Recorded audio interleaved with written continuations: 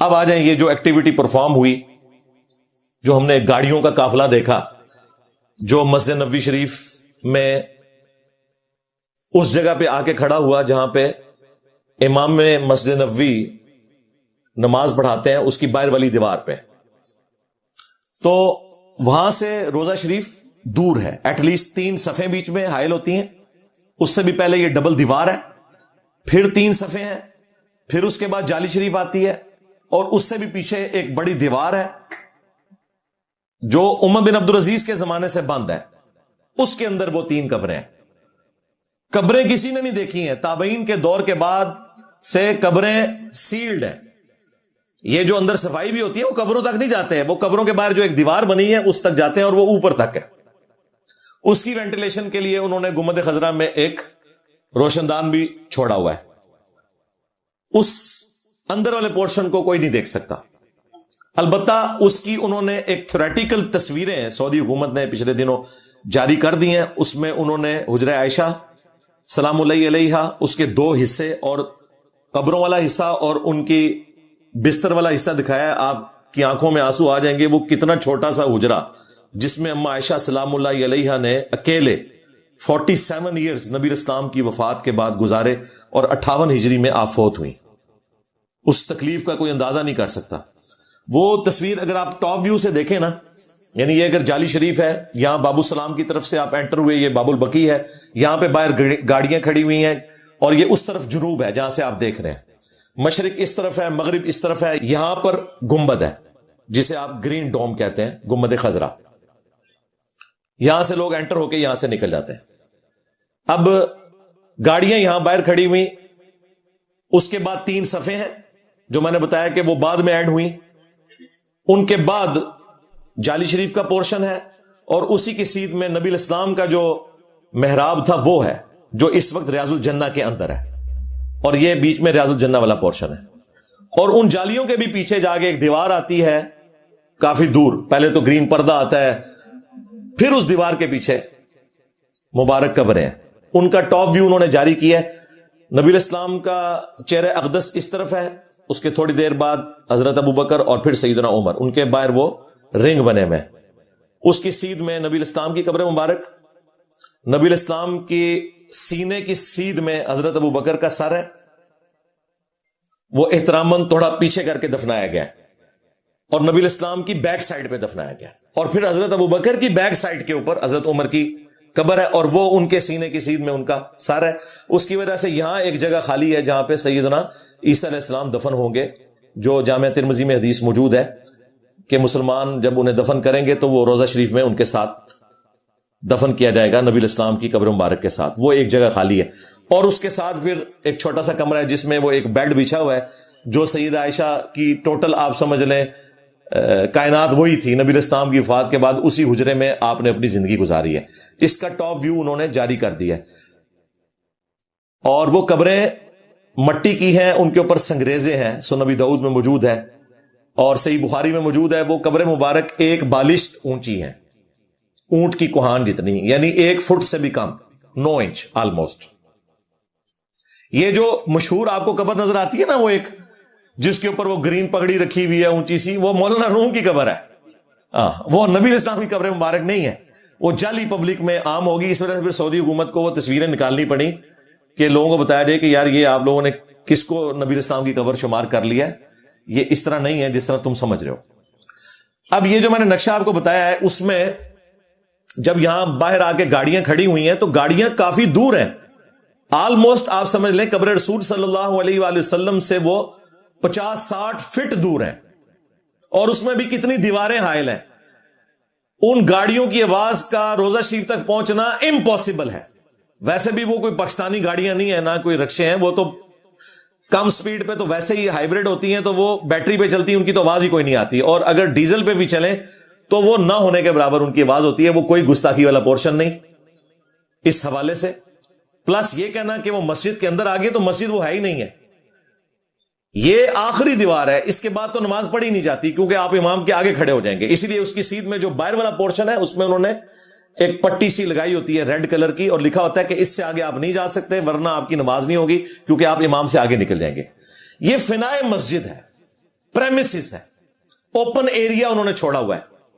इसी तरह का एक ओपन एरिया दूसरी तरफ भी है मस्जिद नबवी शरीफ के, वहां पे लोग नमाज भी पढ़ते हैं क्योंकि वो दूसरी साइड है, जो शिमाल वाली साइड पे है। जनूब वाली साइड पे तो ये आखिरी हद है, यहां लोग जूतियों में भी फिरते हैं। ये बाहर वाला पोर्शन है, ये मस्जिद नबवी शरीफ का हिस्सा नहीं है, फनाए मस्जिद है, यानी मस्जिद से मिला हुआ। और हैरान कुन बात, इसके नीचे भी 2-3 फ्लोर हैं। इससे निचले वाले फ्लोर में चले जाएं, जहां गाड़ियां आपको नजर आ रही है, इसके नीचे टॉयलेट है। हां जी, उससे नीचे चले जाएं तो एक बहुत बड़ी पार्किंग है, और वो बकायदा वुजू खाने वाला पोर्शन और टॉयलेट, वहां से लिफ्ट भी नीचे जा रही है, आप जा सकते हैं, वहां गाड़ी खड़ी करके ऊपर आ सकते हैं। लिहाजा ये पोर्शन मस्जिद नबवी शरीफ का हिस्सा ही नहीं है, और ना यहां पे खड़ी हुई किसी गाड़ी की आवाज अंदर जाती है।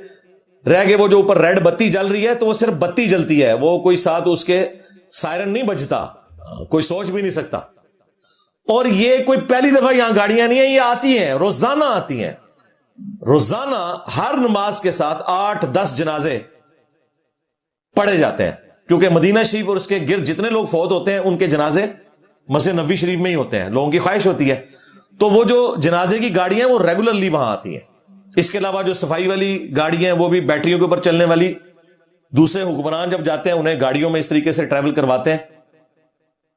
लेकिन ये चूंकि वो गाड़ियां बड़ी वाली नजर आ गई और लोगों को लगा कि पता नहीं ये क्या इन्होंने इस तरह किया, कि पहले भी ऐसा होता है और इसमें कोई गुस्ताखी वाला एलिमेंट नहीं है, लेकिन मैं इसके साथ एग्री करता हूं, इंतहाई गैर अखलाकी हरकत इन्होंने की है। खामखा एक मौजू लोगों को दे दिया है, जरूरत कोई नहीं थी। जिस तरह बाकी लोग नीचे पार्किंग में गाड़ी खड़ी करते हैं, आप भी नीचे खड़ी करें और सिक्योरिटी के हिसार में ऊपर आ जाए। जरूरत क्या है इतना बड़ा एक इशू खड़ा करने की कि आप पूरा लाके काफिला वहां पे खड़ा कर रहे हैं, जबकि आम लोगों को तो नहीं पता, क्योंकि लोग तो उसे मस्जिद का हिस्सा समझते हैं, फनाए मस्जिद को, क्योंकि गेट जो है वो बाहर की तरफ है, दोनों तरफ। वो ये इन्होंने फालतू एरिया छोड़ा हुआ है ताकि लोग वहां बैठ के खाना भी खा लेते हैं फैमिली के साथ, और एक पिकनिक पॉइंट भी बना हुआ है, आप समझ लें। बेस्ट पिकनिक पॉइंट्स हैं ये हरम मक्का और हरम मदीना। लोग नमाज भी पढ़ते हैं, अपनी फैमिली के साथ वहां बैठ के खाना भी खाते हैं, और इस तरीके से नेकी भी कमा लेते हैं और अच्छा वक्त गुजर जाता है। इस हवाले से अखलाकन मैं इस हरकत को कंडेम भी करूंगा, बिल्कुल ऐसी हरकत नहीं होनी चाहिए। अगर किसी हुक्मरान को कोई सिक्योरिटी का इशू है, कोई माजूरी वाला मसला है, पीछे उतरे और वो गाड़ियां जो आम गाड़ियां जिसमें कभी ये हमारे प्राइम मिनिस्टर को भी लेके जाते हैं, वो बैटरी के ऊपर चलती हैं, उनमें बैठे और जाके रोजा शरीफ के पास उतर जाएं। ये गाड़ियां कोई वो जालियों के आगे नहीं ले गए या गुंबद खजरा के पास नहीं ले गए, ये बाहर वाले पोर्शन में थी, वहां तो सोच भी नहीं सकता कोई लेके जाने का, तो ये भी हरकत ना करते तो बेहतर था। बहरहाल इसमें जो यहां पे हंगामा खड़ा हुआ, इसे गुस्ताखी कहा गया, वो बिल्कुल गलत है।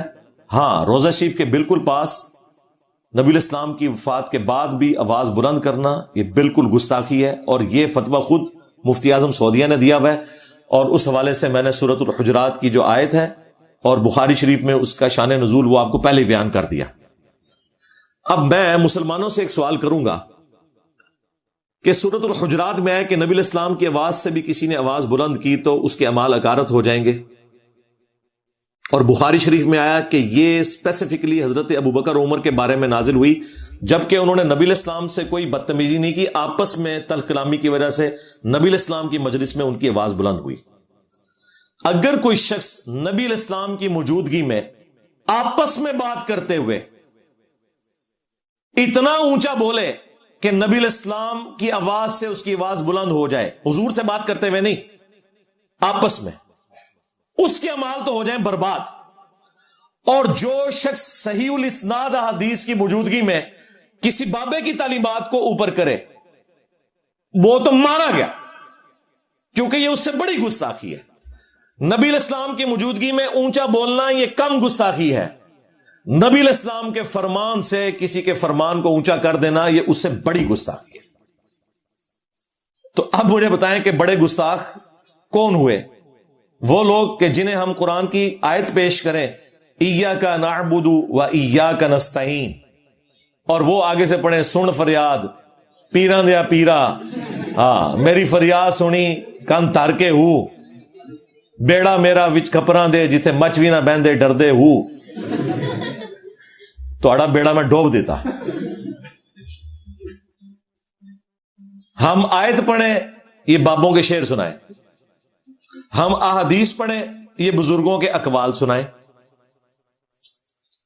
تو یہ ان سے بڑے گستاخ ہیں جو نبی الاسلام کی قبر مبارک کے پاس آواز بلند کرنے والے ہیں. اور وہاں پہ بھی یہی لوگ آپ کو نظر آئیں گے اونچی آواز میں نعتیں پڑھتے ہوئے. نبی الاسلام کی جالیوں کے پاس اونچی آواز میں نعت پڑھنا بھی منع ہے. اور جو بیچارے منع کر رہے ہوتے ہیں عربی، وہاں پہ وہ اشاروں سے گفتگو کر رہے ہوتے ہیں ایسے ایسے. اور یہ جو ٹھیکیدار ہیں عشق رسول کے، یہ اونچی آواز میں وہاں نعتیں پڑھ رہے ہوتے ہیں، بے سری آواز کے اندر بھی تک کی کوئی نہیں بنتا. بس سلام عرض کریں، السلام علیکہ یا رسول اللہ، السلام علیکہ یا ابا بکر، السلام علیکہ یا عمر، اور نکل جائیں، باقی لوگوں کو موقع دیں.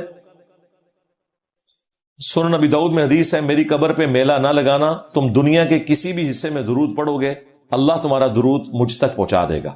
اللہم صلی علی محمد وعلی آل محمد. درود شریف ہمارا پہنچ رہا ہے. نبی الاسلام نے درود شریف پڑھنے کے لیے بھی وہاں میلہ لگانے سے منع کیا ہے. درود شریف پڑھیں، نکل جائیں، سلام عرض کریں، آگے نکل جائیں، باقیوں کو موقع دیں. تو نبی الاسلام کی حدیث سے اپنے بابوں کی تعلیمات کو اوپر کرنا، یہ وہ گستاخی ہے جس کے مرتکب یہ خود سو کالڈ عاشقان رسول ہو رہے ہیں. اور جب ہم انہیں سمجھاتے ہیں تو آگے سے ہمیں کہتے ہیں جی بزرگوں کو یہ حدیثیں نہیں پتا تھی، اور نہیں پتا تھی. لو سامو، یہاں بھی ہم نے ایک سٹیپ آگے کر دیا کہ نہیں پتا تھا یار ان کو. کل میں جواد نقوی صاحب یہ ایک پوڈ کاسٹ دیکھ رہا تھا ہمارے دوست حافظ احمد صاحب کے ساتھ، تو وہ کہہ رہے تھے جو بھی ذاکر آتا ہے نا شیعہ کے مجالس کے اندر، تو شیعہ کا کام ہے کہ اسے ممبر پہ چڑھنے سے پہلے نا قرآن دیں اور اسے کہیں کہ یہ فلاں صفحے سے اسے صرف تلاوت کر کے بتا دیں، ترجمہ تو چھوڑ دیں. تو وہ کہہ رہے تھے کہ جو تلاوت کرے اسے ممبر پہ چڑھنے دے، تو آپ کو پتا چلے گا یہ ساروں کی نوکری فارغ ہو جائے گی. یہ دیکھ کے بھی تلاوت نہیں کر سکتے، ترجمہ کرنا تو دور کی بات. ان کا بھی عشق رسول چیک کرنا ہے نا، ان کے سامنے حدیثیں پیش کریں. جب کہتے ہیں نا نہیں ہم تو اپنے بزرگوں کی تعلیمات کو نبی الاسلام سے اوپر نہیں لے کے جاتے، تو انہیں حدیث پیش کریں کہ بخاری اور مسلم دونوں میں حدیث ہے.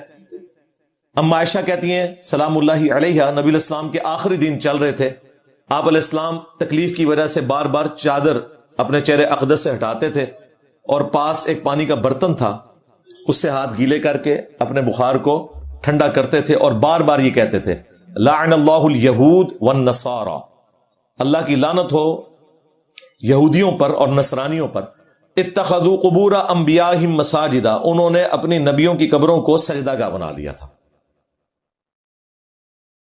اور اما عائشہ کہتی ہیں کہ اگر ہمیں یہ ڈر نہ ہوتا، اسی حدیث میں آخر میں آتا ہے کہ لوگ رسول اللہ کی قبر پہ سجدے شروع کر دیں گے، تو ہم نبی الاسلام کی قبر مبارک کو اوپن چھوڑ دیتے، یعنی حجرے کی دیوار گرا دی جاتی تاکہ لوگ جب چاہیں بغیر اجازت کے بھی حاضری دیں. لیکن ہمیں خطرہ تھا اور نبی الاسلام ہمیں ڈرا رہے تھے کہ میری قبر کے ساتھ وہ کچھ نہیں کرنا جو یہود و نصارہ نے اپنے انبیاء کی قبروں کے ساتھ کیا. اور یہاں یہ کہہ رہے ہیں جی شرک ختم ہو گیا ہے. وہ آپ میری ویڈیو دیکھ لیں، مجھے اپنے بعد تم سے شرک کا خوف نہیں، تو آپ کو پتا چل جائے گا کیا انہوں نے دھوکے دیے. صحیح بخاری اور صحیح مسلم دونوں میں حدیث موجود ہے، نبی الاسلام کے آخری بیماری کے دن چل رہے تھے، آپ کی 3 بیویاں آپ کے پاس بیٹھی ہوئی ہیں، سیدہ ام سلمہ، سیدہ ام حبیبہ اور سیدہ عائشہ رضی اللہ عنہن اجمعین وعلیہم السلام اجمعین. تو ام سلمہ اور ام حبیبہ یہ چونکہ سینئر تھیں، اور انہوں نے ہجرت مدینہ سے بھی پہلے جو ہجرت ہوئی تھی حبشہ والی وہ بھی کی ہوئی ہے اپنے ایکس ہسبینڈز کے ساتھ. تو وہ آپس میں بات کرتے ہوئے کہہ رہی تھی جب ہم حبشہ گئے تھے ہم نے ماریہ نام کا ایک گرجا دیکھا تھا جہاں پہ کچھ تصویریں لٹکی ہوئی تھی اور قبریں تھیں. نبی الاسلام بیماری کے عالم میں متوجہ ہوئے، آپ نے فرمایا یہی تو ان میں خرابی تھی، جب ان کا کوئی نیک آدمی فوت ہو جاتا تھا اس کی قبر پہ تصویریں لٹکا دیتے تھے اور پھر وہاں سجدے شروع کر دیتے تھے. قیامت کے دن یہ لوگ بدترین مخلوق بنا کے اٹھائے جائیں گے. نبی الاسلام کو آخری وقت میں اپنی امت کے حوالے سے جو فکر ہے وہ یہ تھی.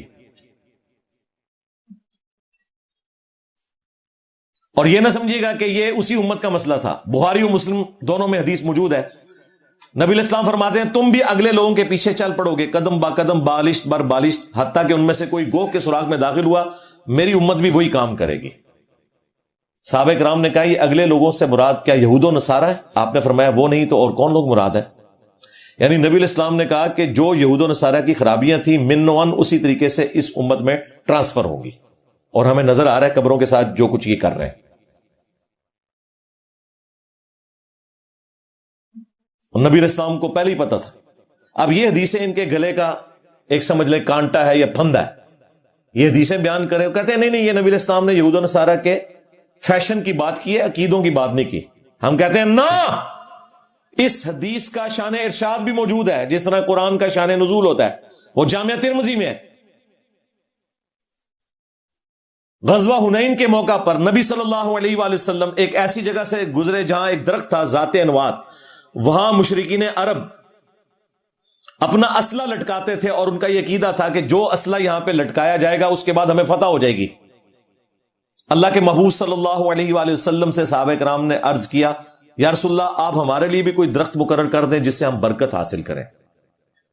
اللہ اکبر۔ نبی علیہ السلام نے کہا سبحان اللہ، اللہ پاک ہے، اور معذوف تھا عما یشرکون، اس قسم کے شرکی عقیدوں سے۔ آپ نے فرمایا تم نے تو آج وہی بات کر دی جو موسیٰ علیہ السلام کے ماننے والوں نے کی تھی، کہ جب موسیٰ علیہ السلام اپنی امت کو لے کر سمندری جھیل کو کراس کر کے ایک ایسی قوم کے پاس سے گزرے جو بتوں پہ دھیان کیے ہوئے بیٹھے تھے، تو قوم موسیٰ نے کہا آپ بھی ہمارے لیے اللہ کا کوئی بت مقرر کر دیں کہ ہم دھیان کر سکیں۔ تو حضرت موسیٰ علیہ السلام نے کہا تھا میں ایسی جاہل قوم سے اللہ کی پناہ میں آتا ہوں۔ میرے صحابہ تم نے تو موسیٰ کے ساتھیوں والی بات کر دی، حالانکہ وہاں اللہ کا بت مانگا گیا تھا، یہاں صحابہ کرام نے درخت کوئی بت کے طور پہ نہیں مانگا تھا، صرف برکت کے لیے مانگا تھا۔ یہ ہوتے تو کہتے یا رسول اللہ آپ اپنے صحابہ پہ شرک کا فتویٰ لگا رہے ہیں۔ نبی اسلام کو پتا تھا، وہ امام الموحدین تھے، انہیں پتا تھا میں نے راستہ یہیں پہ روکنا ہے۔ آپ نے فرمایا تم نے تو وہی بات کر دی، پھر آپ نے فرمایا کہ تم بھی اگلے لوگوں کے پیچھے چل پڑو گے، یعنی جو خرابیاں اگلے لوگوں میں آئیں، وہ جو بخاری مسلم کی میں نے حدیث بتائی، تم میں بھی وہی آئیں گی۔ یہ عقیدوں کے بارے میں تھا۔ اور دیکھیں امت آج تک درختوں کے اوپر کپڑے کی ٹاکیاں باندھ رہی ہے، شلواریں لٹکا رہی۔ وہ شلوار شاہ دیکھیے نا آپ نے ویڈیو، پیر شلوار شاہ۔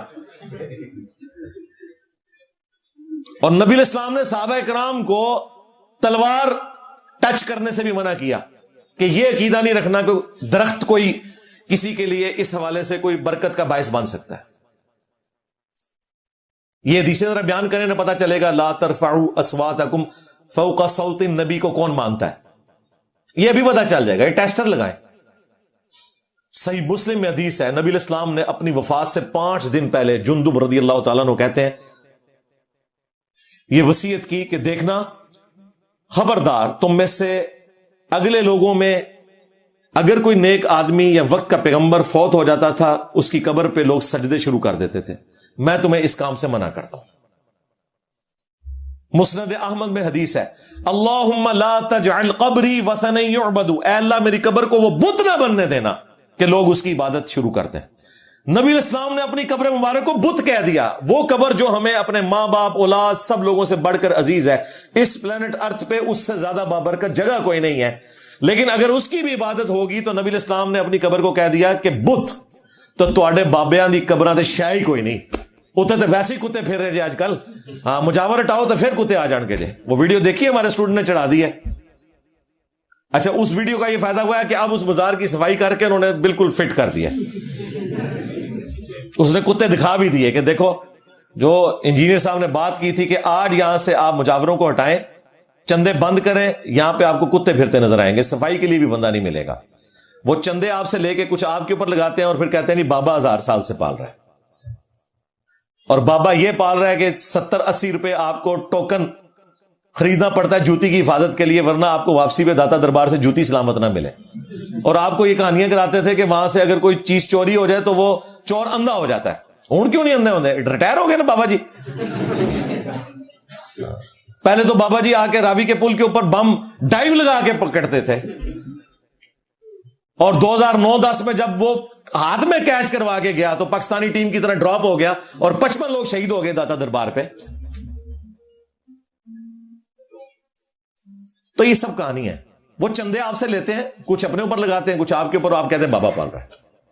اللہ کے فضل سے ہماری اکیڈمی میں 400 500 600 لوگ آتے ہیں. سب کو جوتیوں کا ٹوکن ملتا ہے, 1 روپیہ چارج نہیں ہوتا. ناشتہ دیتے ہیں, 1 روپیہ چارج نہیں ہوتا. نہ کوئی چندہ بک یہاں بنائی ہوئی ہے, سب فری ہے. گاڑیوں پہ ٹوکن ہوتا ہے, 1 روپیہ چارج نہیں ہوتا. ہوں دسو بڑا داتا کیڑا ہے؟ میرے نبی سا ہے ہی کوئی نہیں, تیرے بابے تے شاہ ہی کوئی نہیں.